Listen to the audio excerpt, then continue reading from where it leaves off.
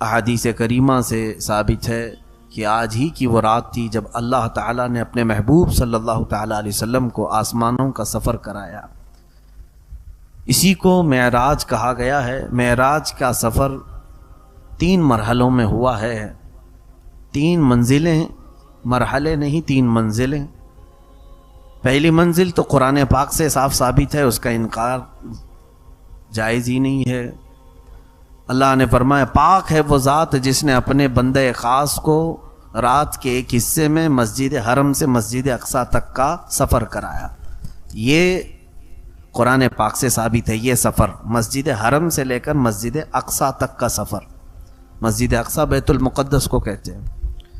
دوسرا سفر ہے بیت المقدس سے لے کر آسمانوں کا سفر، جس میں پہلا آسمان، دوسرا آسمان، تیسرا، چوتھا، پانچواں، چھٹا، ساتواں آسمان، حتیٰ کہ سدرۃ المنتہا تک کا سفر، جس میں جبرائیل امین علیہ السلام ساتھ رہے۔ یہ دوسری منزل ہے، جس میں براق کی سواری کے ساتھ میرے آقا صلی اللہ علیہ وسلم جبرائیل امین کے ساتھ رہے۔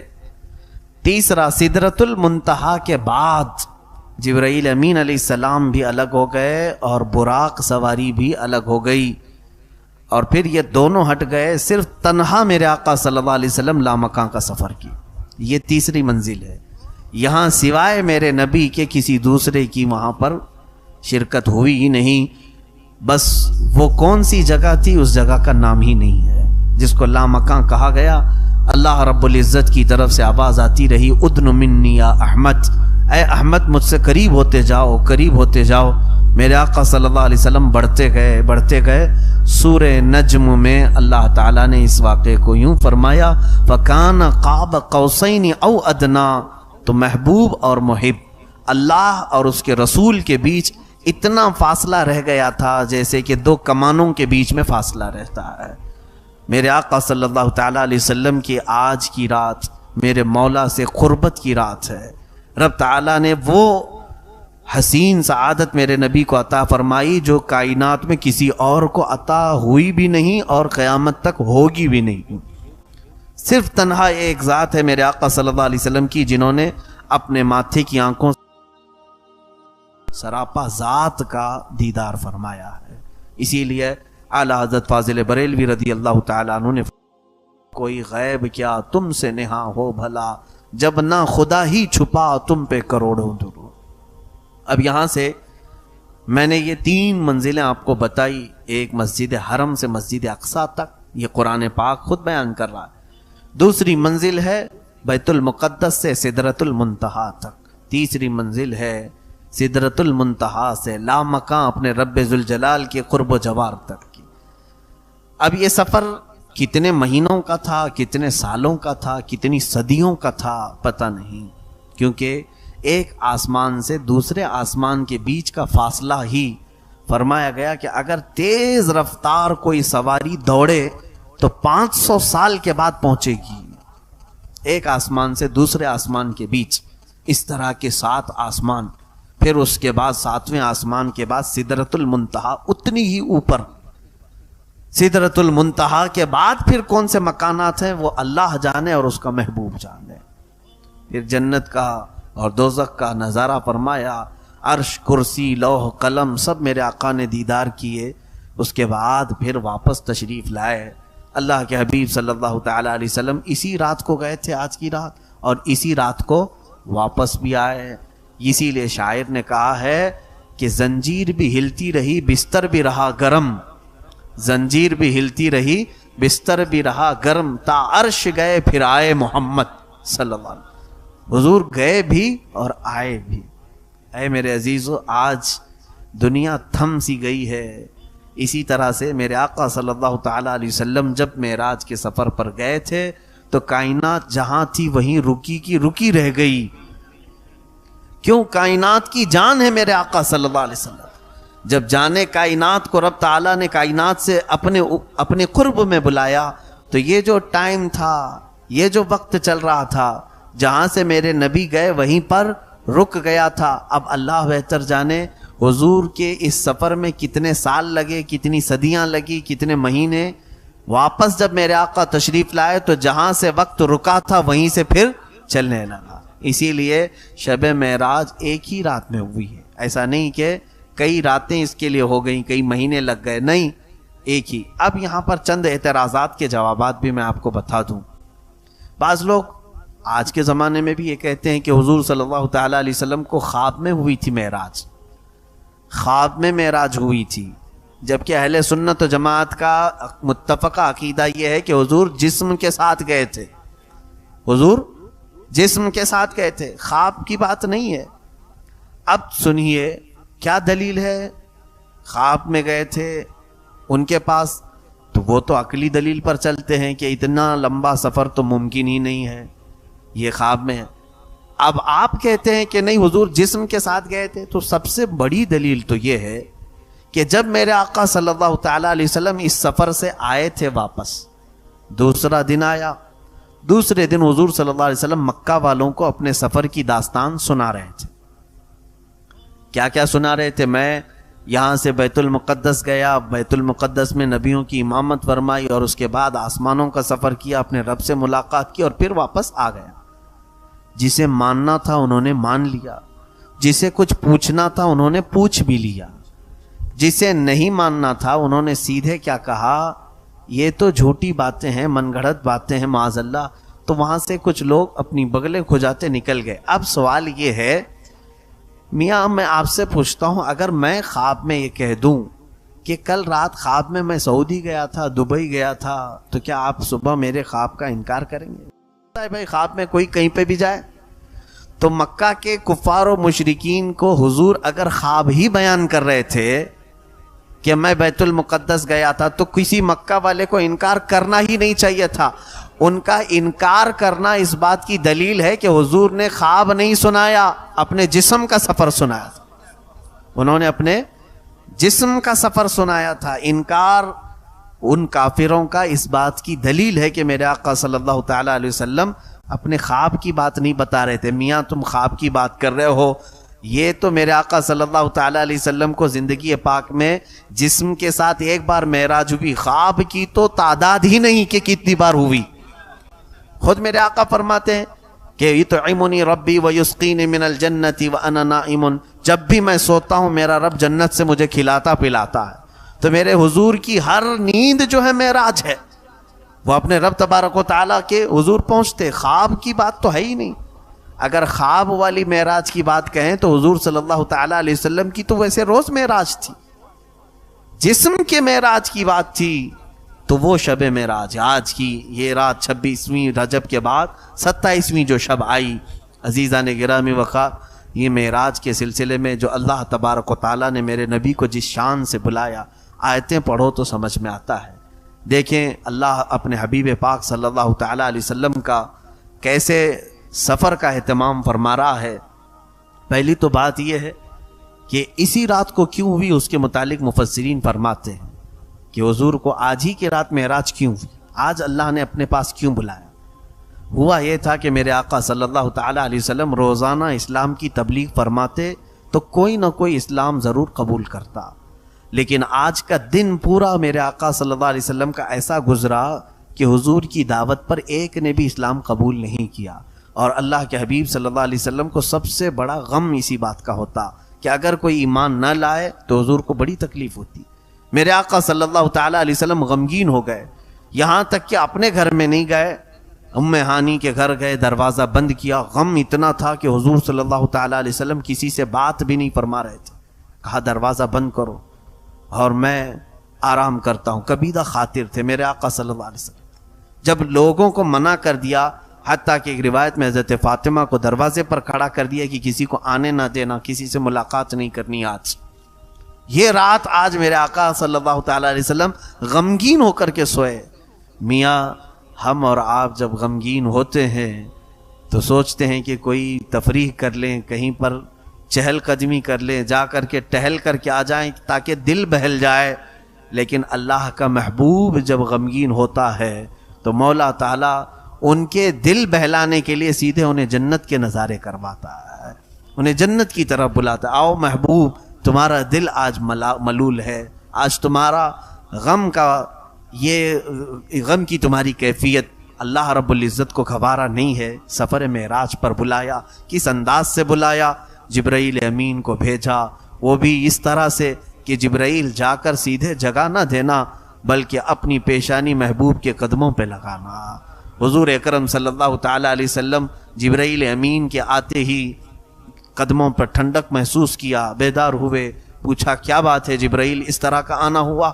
جبرائیل امین نے عرض کیا آقا رب تبارک و تعالیٰ آپ کو اپنے قرب میں بلا رہا ہے، دعوت آئی ہے۔ اللہ کے حبیب صلی اللہ علیہ وسلم اٹھے، وہاں سے مسجد حرم میں گئے۔ مسجد حرم میں جانے کے بعد حضور صلی اللہ علیہ وسلم کا سینہ مبارکہ چاک کیا گیا، اور اس کے بعد آپ کا قلب مبارک نکال کر زمزم کے پانی سے جبرائیل امین نے دھویا۔ اس میں کچھ تشت سے وہ جنت سے کچھ چیزیں لائی تھی، وہ انڈیل دیا۔ حضور پاک صلی اللہ علیہ وسلم کے قلب مبارک کو پھر سینے پر رکھا گیا، اس کو شق صدر کہتے ہیں۔ اور اس کے بعد پھر ایک سواری تھی جبرائیل امین جو ساتھ لے کے آئے تھے، جس کو براق کہتے ہیں۔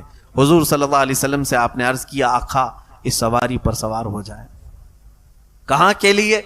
کہا اب آپ آسمانوں کا سفر کریں گے، اس سواری پر سفر ہے۔ تو حضور اکرم صلی اللہ علیہ وسلم کو جبرائیل امین نے جو سواری پر چڑھنے کا عریضہ پیش کیا، یہ براق کے متعلق روایت میں ہے جہاں تک نظر جاتی ہے وہاں اس کا پہلا قدم پڑتا تھا۔ یہاں سے اگر تم آسمان تک دیکھ رہے ہو تو اس کا پہلا قدم، اس کی رفتار اندازہ نہیں کر سکو گے، کرنٹ سے بھی زیادہ تیز رفتار براق۔ اس سواری پر میرے آقا صلی اللہ تعالیٰ علیہ وسلم سوار ہوئے، اور اس کے بعد یہاں سے لے کر کے جبرائیل امین کہاں گئے؟ سیدھے بیت المقدس گئے۔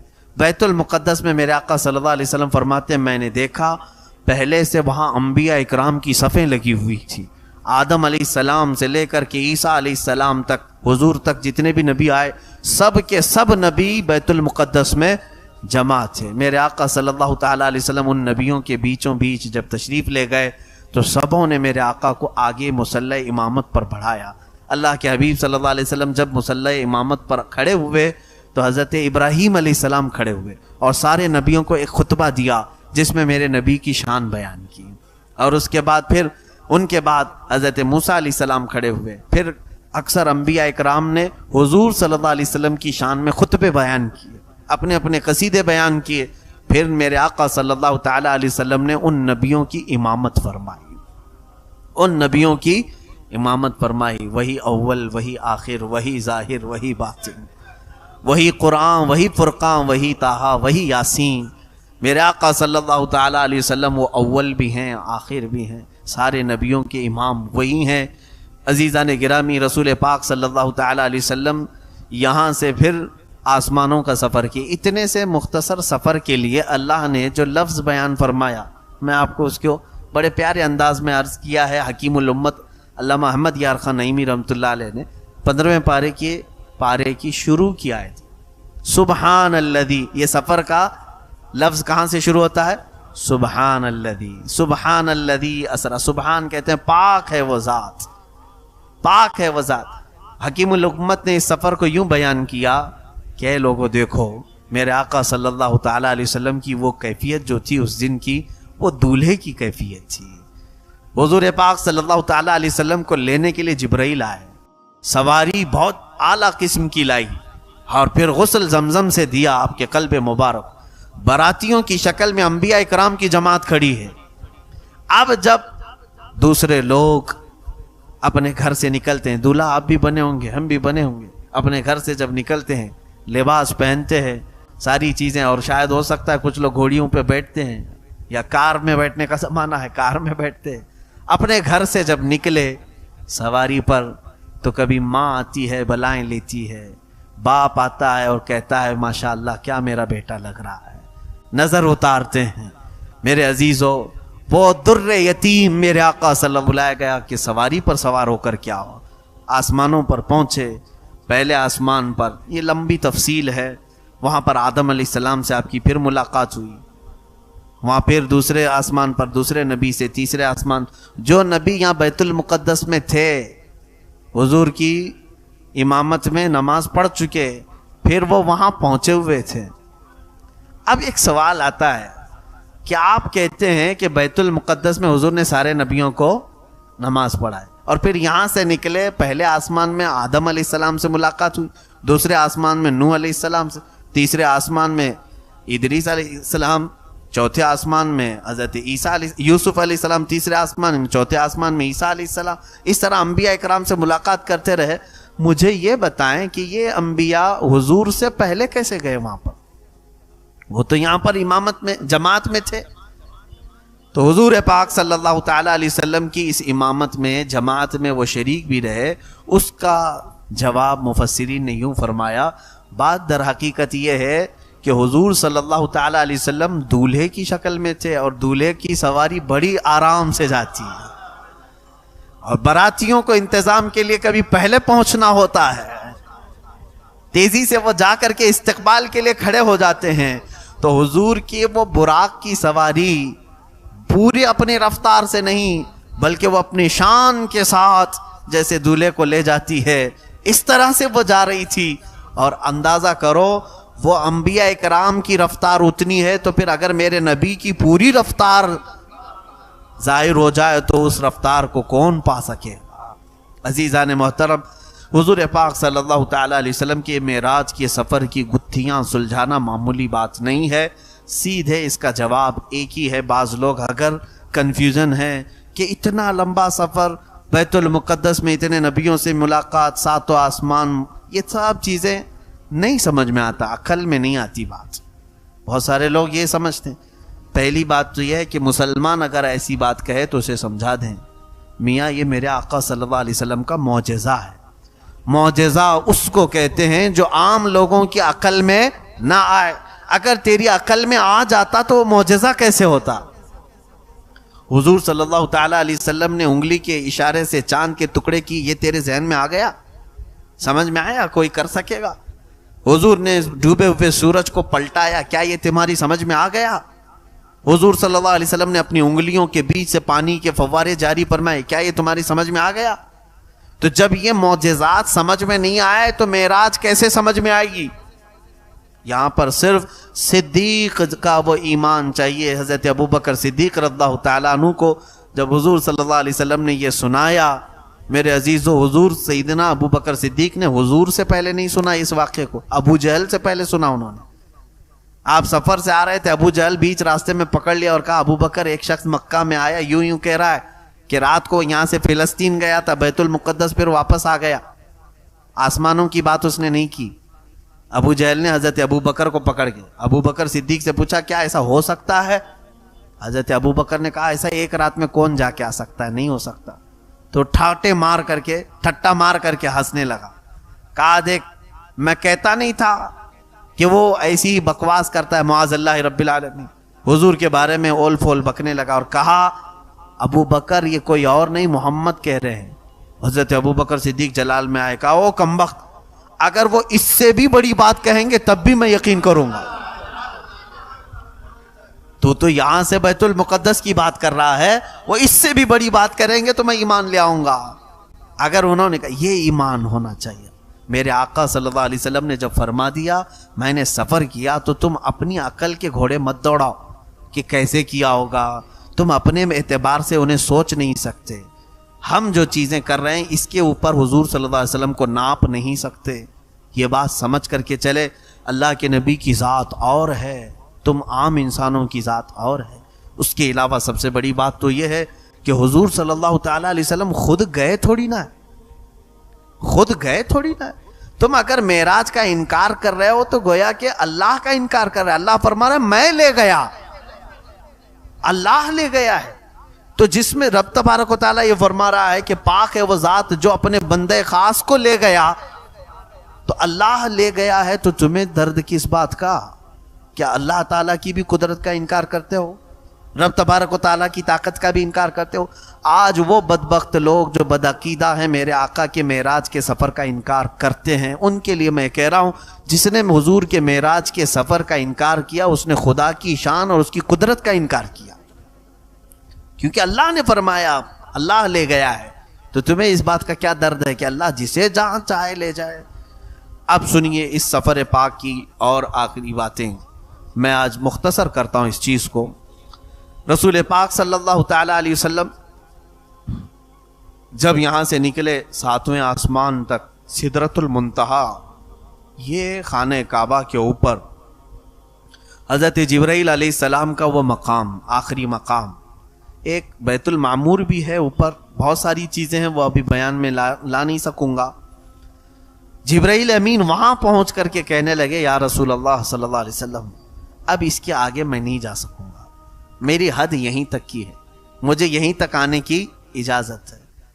وہ جبرائیل جو سید الملائکہ، سارے فرشتوں کے سردار، حضرت جبرائیل علیہ السلام اگر اپنی اصلی شکل میں آئیں تو یہ پوری دنیا صرف ان کے پروں سے بھر جائے گی، اتنے طاقتور فرشتے۔ باقی سارے فرشتوں کی بات الگ ہے، حضرت جبرائیل علیہ السلام کی بات الگ۔ وہ طاقتور، بہت ہی پاورفل فرشتہ حضرت جبرائیل علیہ السلام، جن کی رفتار کو نہیں جان سکتے آپ۔ اندازہ کرو کہ ابراہیم علیہ السلام اپنے بیٹے اسماعیل علیہ السلام کی گردن پر چھری رکھ چکے ہیں، چھری رکھ چکے ہیں، اور چھری کے چلنے میں کتنا ٹائم لگتا ہے؟ سیکنڈوں میں بھی نہیں۔ چھری یوں رکھی، یوں چلانا ہے۔ اس چلانے سے پہلے جبرائیل علیہ السلام جنت سے زمین تک آ چکے تھے۔ یہ رفتار جبرائیل امین کی ہے۔ توجہ چاہتا ہوں، جبرائیل کی طاقت کیوں میں بتا رہا ہوں، عرض کرتا ہوں۔ یوسف علیہ السلام کو ان کے بھائیوں نے کنویں میں پھینکا، واقعہ معلوم ہے؟ حضرت یوسف علیہ السلام کو ان کے بھائیوں نے یوں پکڑا اور کنویں میں یوں دھکیل دیا۔ کنواں بہت بڑا بھی نہیں تھا، بہت بڑا بھی نہیں تھا، لیکن ایک چیز کو جب اوپر سے گرایا جائے تو کتنی دیر میں وہ کنویں میں گرے گی؟ گھنٹہ لگے گا اس کو؟ منٹ لگیں گے؟ سیکنڈ بھی نہیں لگیں گے۔ اس میں بھی حدیث پاک ہے، یوسف علیہ السلام کو ان کے بھائیوں نے اوپر سے دھکا دیا، یوسف علیہ السلام کنویں کے اوپری حصے پانی پر آنے سے پہلے جبرائیل امین جنت سے نیچے آ چکے تھے اور اپنے ہاتھوں سے انہیں پکڑ کر کے ایک کونے پر بٹھا بھی چکے تھے۔ ابراہیم علیہ السلام کو نمرود نے آگ میں پھینکا، منجنیق میں ڈال کر کے پھینکا، اور وہ اتنی تیز توپ یہاں سے اڑے تو فوراً ادھر جائے، بندوق کی گولی۔ ابراہیم علیہ السلام کو آگ کے اوپر جیسے ڈالا گیا، میرے خیال سے وہ سب سے تیز رفتار کی منجنیق تھی اس زمانے۔ ابراہیم علیہ السلام آگ میں پہنچے بھی نہیں تھے اس وقت، جبرائیل امین علیہ السلام اپنے رب سے بات کر رہے ہیں اس وقت سدرۃ المنتہا پہ، سدرۃ المنتہا پہ اللہ سے بات کر رہے ہیں جب ان کو منجنیق سے پھینکا گیا۔ رب نے فرمایا جبرائیل جاؤ میرے بندے سے پوچھو کہ کوئی حاجت ہے۔ ان کے آگ میں پہنچنے سے پہلے ہی جبرائیل امین آ چکے تھے آگ کے پاس۔ کتنی تیز رفتاری، سمجھ گئے؟ اس تیز رفتاری کا بادشاہ سید الملائکہ جبرائیل امین جہاں جا کر کہتا ہو یا رسول پاک اب میری طاقت کے بعد آپ کی طاقت کی شروعات ہے، اس رسول پاک کی تیز رفتاری کو کون پہنچ سکتا ہے؟ میں نے اتنی باتیں جو جبرائیل امین کے متعلق بتائی، وہ جبرائیل کیا کہہ رہے میرے نبی سے سدرۃ المنتہا جانے کے بعد، اگر یکسر موئے برتر پرم فروغ تجلا بسوزت پرم۔ فارسی میں شیخ سعدی فرماتے ہیں ایک بال کے برابر بھی اگر میں اوپر چلا جاؤں، اللہ کی تجلی کے جلال سے میرے پورے پر جل جائیں گے، یہاں سے میں نہیں جا سکوں۔ اب اندازہ کرو میرے آقا صلی اللہ تعالیٰ علیہ وسلم کو میرے مولا نے کون سی طاقت عطا فرمائے۔ نادان میرے نبی کو زمین پر چلتا پھرتا دیکھ کر کے اپنے جیسا بشر کہنے لگ گئے، اپنا بڑا بھائی کہنے لگ گئے۔ تمہیں اندازہ نہیں، جبرائیل نے کبھی نہیں کہا میں نبی کو میرے جیسا، بلکہ جبرائیل امین ایک بار میرے آقا کے حضور حاضر ہوئے اور کیا کہا جانتے ہیں؟ جس کو شاعر نے اپنے فارسی کے شعر میں یوں کہا ہے، آفاق ہا گردیدہ ام بسیار خوباں دیدہ ام۔ فارسی میں کہا گیا آفاق ہا گردیدہ ام بسیار خوباں دیدہ ام، لیکن تو چیزیں دیگری یا رسول اللہ۔ میں نے بہت کائنات کو دیکھا ہے، بہت سارے آسمانوں کا، میں نے بہت ساری دنیاؤں کا سفر کیا ہے اور بہت اچھے اچھے لوگوں کو دیکھا ہے۔ جبرائیل کہہ رہے ہیں مگر یا رسول اللہ آپ چیز ہی الگ ہو، آپ کی کیفیت ہی الگ ہے۔ جو جبرائیل حضور کو اپنا برابر نہیں کہہ سکے، یہ آج کے دوسرے کسی کھیت کی مولی بھی نہیں ہے، وہ اگر اپنے نبی کو کہیں کہ ہمارے جیسے ہی تھے، کھاتے پیتے تھے، بازاروں میں گھومتے پھرتے تھے، معاذ اللہ رب العالمین، برابری کرنے چلنے والا، یہ کبھی کیوں نہیں سوچتے؟ حضور کو یہ کہتے ہیں ان کی بھی ایک ناک تھی، دو آنکھ تھے، حضور صلی اللہ علیہ وسلم کے بھی دو کان تھے، سب ہمارے بھی۔ ایک ظالم ایسے بھی کہہ رہا تھا، تو ہم تو اس کو یہ کہتے ہیں میاں تو حضور کو صرف دیکھا، تو یہ کیوں نہیں کہتا کتے کی بھی ایک ناک ہوتی ہے، دو آنکھ ہوتی ہے، دو کان ہوتے ہیں، تو یہ کیوں نہیں کہتا کتا بھی تیری طرح، تو کتے کی طرح ہے؟ تشبیہ تو یہاں پر بھی تو دے سکتا ہے۔ صرف آنکھ اور کان اور یہ ساری چیزیں ہو جانا یہ تشبیہ کی بات ہے؟ اس رسول پاک صلی اللہ تعالی علیہ وسلم کے بارے میں تم بات کر رہے ہو جس کے متعلق احادیث کریمہ یہ ہے جن کے تھوک میں بھی اللہ نے شفا رکھی ہے، جن کے پسینے مبارکہ کو عنبر اور مشک سے زیادہ حسین ترین خوشبوؤں میں رکھا ہے، اس رسول پاک صلی اللہ علیہ وسلم کے متعلق کبھی بھی زبان درازی نہ کرے۔ اب رہی بات میرے آقا صلی اللہ تعالی علیہ وسلم کے معراج، اب یہاں سے سدرۃ المنتہا کے بعد جو مقامات تھے اللہ رب العزت کے حضور جو میرے آقا گئے ہیں، اللہ اکبر، وہ کیفیت کو ہم بیان نہیں کر سکتے، وہ کیسی تھی، وہ کون سی جگہ تھی، اور میرے رب کو میرے آقا نے کیسے دیکھا۔ حضور صلی اللہ علیہ وسلم سے پوچھا بھی صحابہ نے، تو حضور نے اتنا کہا میں نے میرے رب کو بہت حسین شکل میں دیکھا، لیکن کوئی چہرہ ایسا تھا یا کوئی ہاتھ تھا، کوئی پیر تھا، معاذ اللہ، اللہ کے لیے کوئی جسم ثابت نہیں کر سکتے۔ یہ بھی یاد رکھیں آپ، اللہ کا کوئی جسم ہم ثابت نہیں کر سکتے، کیونکہ جو تمہارے عقل میں آ جائے وہ خدا نہیں ہے۔ اللہ رب العزت کو کوئی احاطہ نہیں کر سکتا، وہ سب کو احاطہ کیا ہوا۔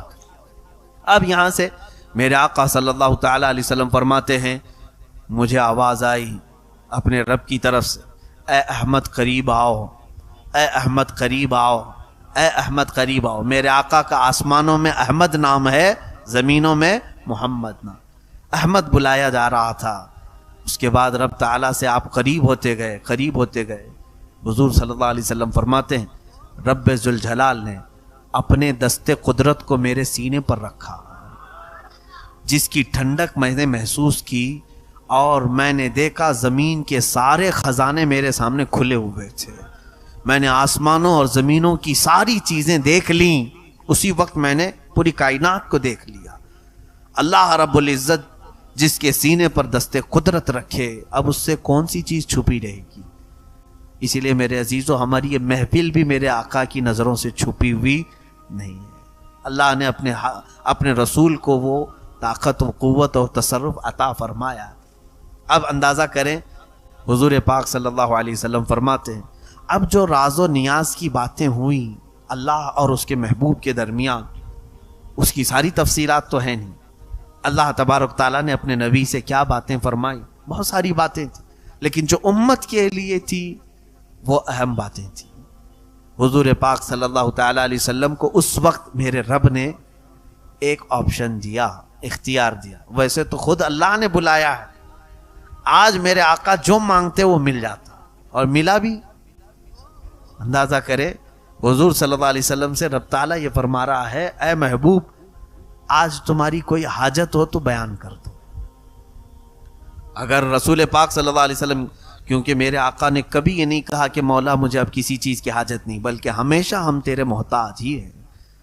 یہ وہ زمانہ تھا جب مکہ والے ستا رہے تھے، یہ وہ زمانہ تھا جب مکہ والے صحابہ کو گھسیٹا کرتے تھے، حضور پر سوشل بائیکاٹ کے قانون لگائے تھے، بہت ساری پابندیاں کی تھی، پریشان کیے ہوئے تھے۔ میرے آقا صلی اللہ تعالیٰ علیہ وسلم اللہ تعالیٰ سے عرض کرتے کہ مولا یہ ساری کلفتیں آزاد ہو جائیں، مکہ میں بڑا محل مل جائے، عیش سے میرے سارے ساتھی میرے صحابہ زندگی گزارے۔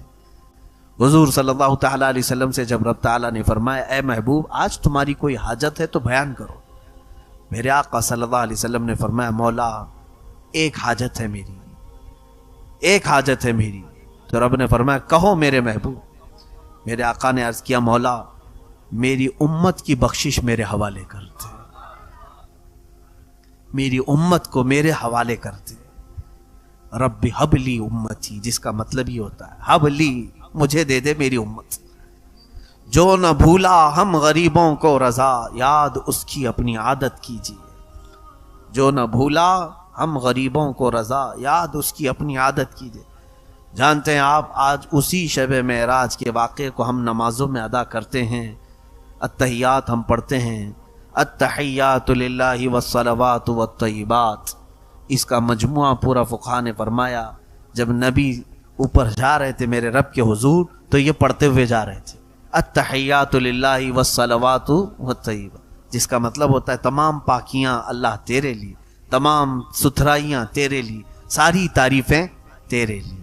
جب حضور نے یہ جملہ فرمایا تو رب تعالیٰ نے جواب میں یوں فرمایا، السلام علیکہ ایھا النبی ورحمۃ اللہ وبرکاتہ۔ دیکھیں سلام کون کر رہا ہے؟ میرے نبی کو اللہ خود فرما رہا ہے، اے نبی تم پر سلامتی ہو اور اللہ کی رحمت اور اس کی برکت۔ حضور کو سلام ملا کس کی طرف سے؟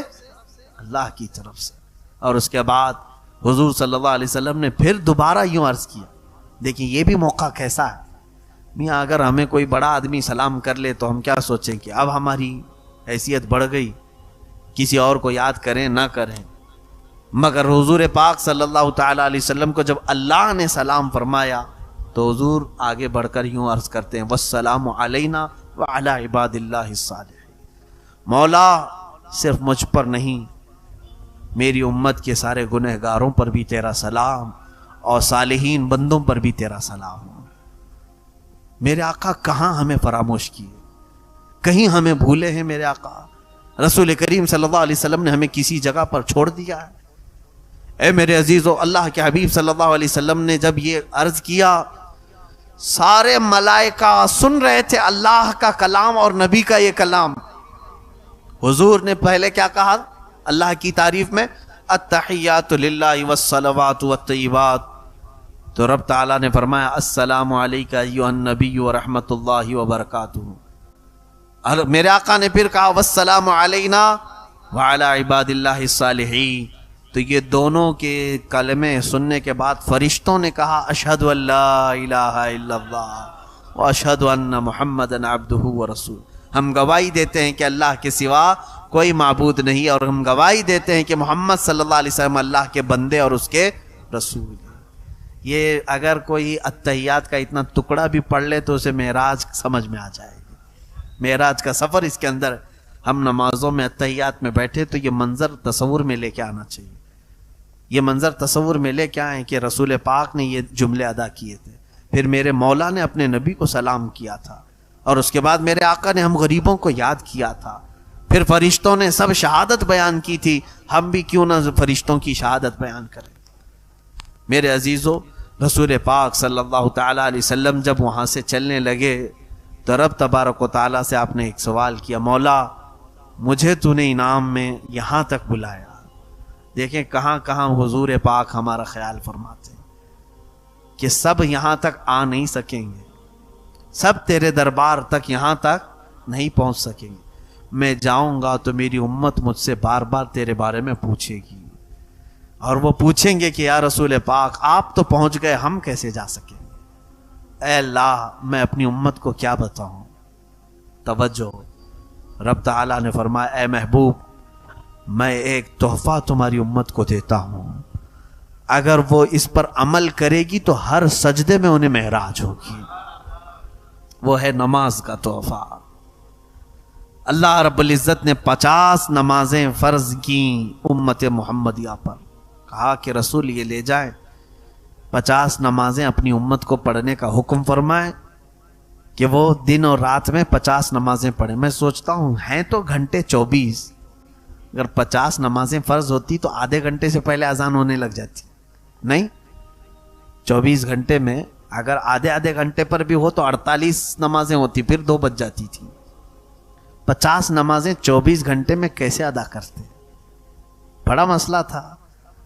اللہ رب العزت نے بھی ظاہر سی بات ہے وہ بندوں پر عسر تکلیف تو نہیں چاہتا، حرج میں نہیں ڈالتا، مولا اتنا ہی دیتا ہے حکم جتنا بندے اٹھا سکتے۔ تو جب یہ آدھے گھنٹے میں نماز، ہر آدھے گھنٹے میں کہاں سے آئے گا بندہ؟ رب بھی جانتا ہے، لیکن پھر فرض کیا کیوں؟ اس کی بڑی حکمت ہے۔ حضور صلی اللہ علیہ وسلم وہ 50 نمازیں لے کر کے آئے، یہ کسی آسمان پر حضرت موسیٰ علیہ السلام سے ملاقات ہوئی، موسیٰ علیہ السلام بھی چھٹے یا پانچویں آسمان پر حضرت حضور صلی اللہ علیہ وسلم سے ملاقات کی اور پوچھا کہ کیا آپ کی بات ہوئی. حضور نے بتایا، کہا میری امت کو اللہ نے 50 نمازیں عطا کی. موسیٰ علیہ السلام نے کہا اے رسول واپس جائیں اپنے رب سے کہیں کہ کم کر دے، آپ کی امت اتنا نہیں کر پائے گی.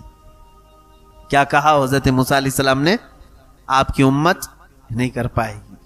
اب یہاں دیکھیں میرے آقا کے علم غیب پر سوال کرنے والے آج 5 وقت کی نمازیں پڑھ رہے ہیں کہ 50 پڑھ رہے ہیں؟ 5 پڑھ رہے ہیں نا. موسیٰ علیہ السلام کو یہ کیسے معلوم تھا کہ امت 50 نہیں پڑھ پائے گی؟ جب موسیٰ علیہ السلام کو یہ غیب کا علم تھا تو میرے نبی کو کتنا غیب کا علم ہوگا. موسیٰ علیہ السلام ہی نے تو کہا. حضور صلی اللہ علیہ وسلم گئے رب تعالیٰ سے عرض کیا مولا اس میں کچھ کم کر دے. 5 کم ہوئی، 45 لے کر آئے. پھر موسیٰ علیہ السلام نے روکا، کہا اور کم کرائے. 9 مرتبہ حضور کا جانا آنا ہوا ہے. کتنی مرتبہ؟ 9 مرتبہ حضور صلی اللہ علیہ وسلم رب تعالیٰ کے حضور جاتے، کم کراتے آتے. اب یہاں پر بھی بعض مفسرین نے لکھا ہے کہ ایک ہی بار میں ڈائریکٹ 45 کم کرا کے آ جاتے. اللہ کو بھی معلوم ہے جب حضور صلی اللہ تعالیٰ علیہ وسلم 5 لے کر کے آئے تھے، 45 گھٹ گئی، کتنی بچی؟ 5. تو حضرت موسیٰ علیہ السلام نے پھر کہا اور جائیے کم کرائیے. تب میرے آقا نے کہا اب مجھے شرم آ رہی ہے، اب حیا آتی ہے، اس سے کم کراؤ. لیکن رب تعالیٰ نے یہ فرما دیا اے محبوب آپ کی امت یہ اگر 5 ہی پڑھے تو میں 50 کا ثواب دوں گا، 50 کا پورا ثواب دوں. یہ 5 میں وہ 50 نمازوں کا پورا ثواب ہے جو پہلے ہمیں فرض کی گئی تھی. اب یہاں پر مفسرین فرماتے ہیں ایک ساتھ کم کروا سکتے تھے، جا کر کے سیدھے کہتے 45 کم کر دے 5 رکھ جائیں گی. موسیٰ علیہ السلام بھی ڈائریکٹ یہ کیوں نہیں کہے اتنی کم کرا کے لے کے آ جائیے ڈائریکٹ؟ تو فرمایا موسیٰ علیہ السلام وہ تجلی جو کوہ طور پر دیکھ نہیں سکے تھے، جو ہلکی سی تجلی دیکھ کر غش کھا کر گر گئے تھے، موسیٰ علیہ السلام وہ رب ذوالجلال کی تجلیاں میرے مصطفیٰ کی آنکھوں میں دیکھ رہے تھے،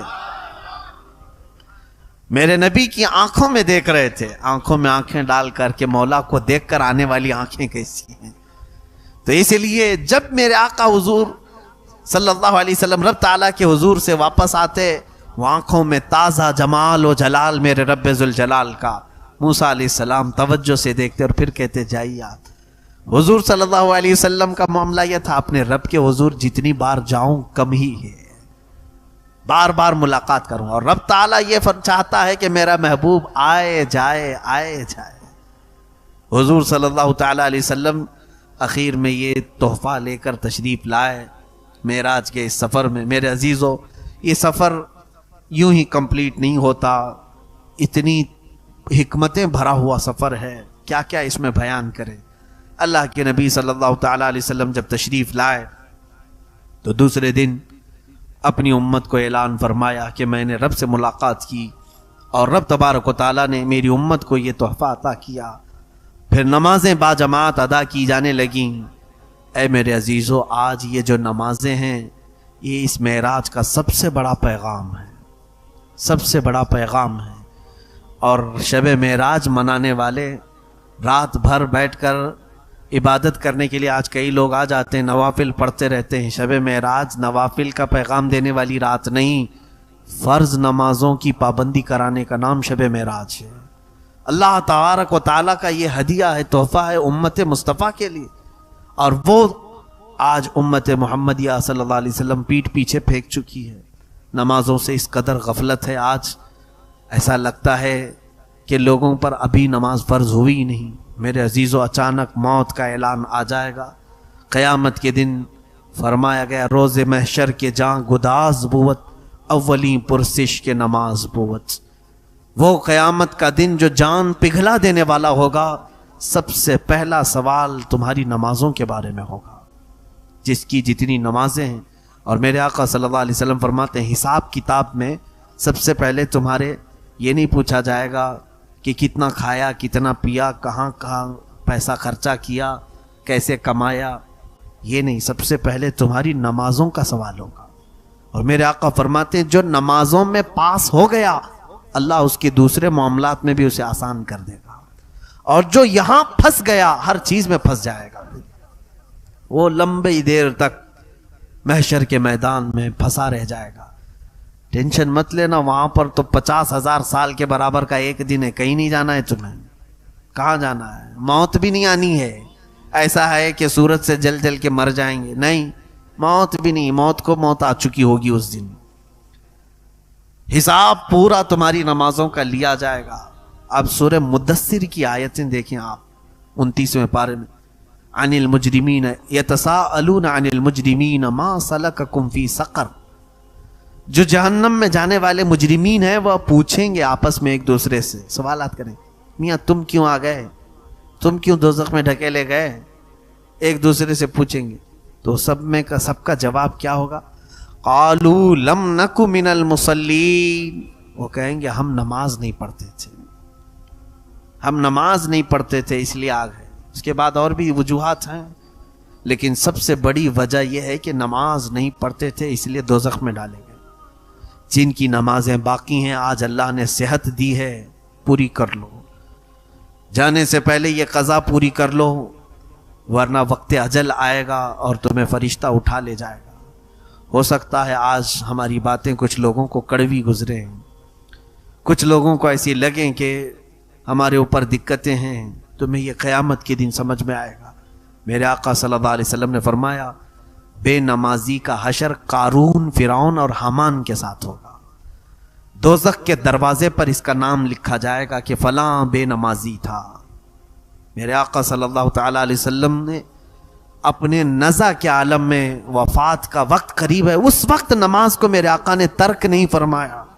اس انداز سے میرے آقا مسجد میں تشریف لائے تھے، صحابہ فرماتے ہیں حضور صلی اللہ علیہ وسلم 2 صحابہ کے کندھوں پر ہاتھ رکھ کر کے چل رہے تھے، حضور صلی اللہ علیہ وسلم کا پیر مبارک زمین پر گھسٹتا ہوا آ رہا تھا، میرے آقا زمین پر پیر نہیں رکھ رہے تھے۔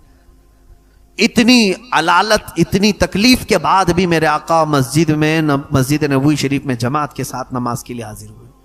آج لوگ صحت مندی کے ساتھ نمازیں ترک کر رہے ہیں، نمازوں کو بھولے بیٹھے ہیں، لوگ یہ سمجھ رہے ہیں کہ ہمارا حساب نہیں ہونا ہے۔ عزیزان گرامی وقار، یہ آج معراج کے متعلق جو کچھ بھی میں بیان کیا وہ آغاز باب تھا۔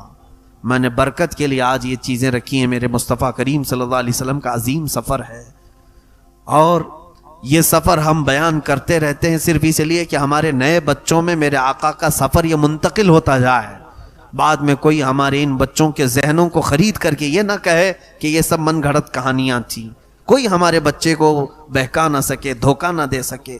اس لیے میرے عزیزوں، اپنے بچوں میں یہ منتقل کرتے جاؤ سفر معراج کو، میرے نبی کیسے گئے تھے معراج میں۔ اسی لیے میں بارہا کہتا ہوں، بچوں کو اگر سکھانا ہے تو اتنا ہی سکھا دو، 5 حرف والا معراج ہے، کتنے؟ میم عین را الف جیم، 5 ہی حرف والا معراج۔ بچوں کو رٹا کر کے یاد کرا دو، ان سے اتنا ہی کہو۔ ہمارے استاد نے ہمیں بتایا تھا بچوں کو یہ کہو معراج کی میم یہ بتاتی ہے کہ محمد کو معراج ہوئی صلی اللہ علیہ وسلم۔ کس کو معراج ہوئی؟ میم یہ بتاتی ہے کہ محمد کو معراج ہوئی۔ عین، اس کے بعد سیکنڈ حرف کیا آ رہا ہے؟ عین۔ عین یہ بتاتا ہے کہ عرش پر گئے تھے۔ اس کے بعد 3rd نمبر پر آ رہا ہے را۔ را یہ بتاتی ہے کہ رات کو گئے تھے۔ پھر 4تھے نمبر پر الف ہے۔ الف یہ بتاتا ہے اللہ کے پاس گئے تھے۔ آخر میں جیم آ رہا ہے۔ جیم یہ بتاتا ہے جسم کے ساتھ گئے تھے۔ اتنا بھی اگر بچوں کو بتا دیں، یہ 5 حروف، محمد صلی اللہ علیہ وسلم عرش پر گئے تھے، رات کو گئے تھے، اللہ کے پاس گئے تھے، جسم کے ساتھ گئے تھے، اتنا ہی پورا اس میں شامل ہو گیا۔ اپنے بچوں کو منتقل کرتے رہیے سفر معراج، اس لیے کہ بعد کے زمانے میں کہیں ایسا نہ ہو کہ کچھ بد عقیدہ ان سے ہمارے عقائد کو چھین نہ لے، ہماری روایات کو ختم نہ کر لے۔ اے قدیر و جبار خدا، ہم سب کو تو ہمارے گناہوں سے آزاد کر دے، معاف فرما دے، ہمارے بچوں کو تو سلیقہ عطا فرما، تمیز عطا فرما۔ وصلی اللہ تعالی علی خیر خلقی محمد وآلہ واصحابہ اجمعین، وآخر دعوانا الحمد للہ رب العالمین۔